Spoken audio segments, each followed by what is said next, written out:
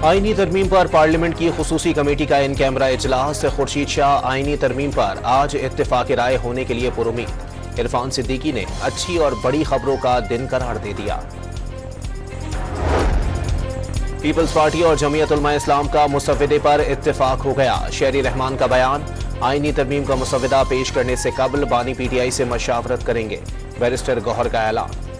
आईनी तरमीम मंजूर कराने के लिए हुकूमत के पास नंबर्स पूरे नहीं, अरकान को 1-1 अरब रुपए तक की पेशकश की जा रही है।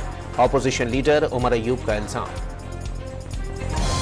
वजीर आजम शहबाज शरीफ कुछ देर बाद अरकान असम्बली के एजाज में जोहराना देंगे। सेनेट और कौमी असम्बली के इजलास आज तलब कर लिए गए।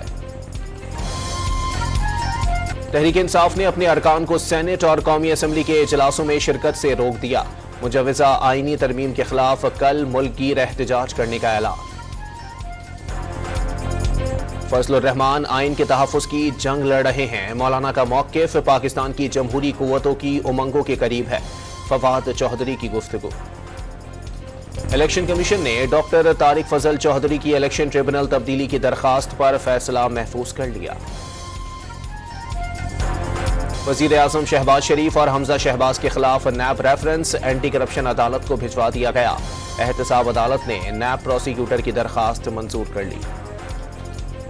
लाहौर में तालिबा से मुबैना ज्यादती के मामले पर कॉलेज में की गई तोड़ फोड़ और मोटरसाइकिलें जलाने का मुकदमा दर्ज।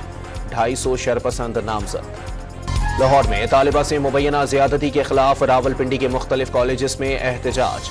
मुश्तइल तुलबा का कॉलेजेस की इमारत पर पथराव, शीशे तोड़ दिए। इस्लामाबाद और जेहलम में भी मुजाहिरे।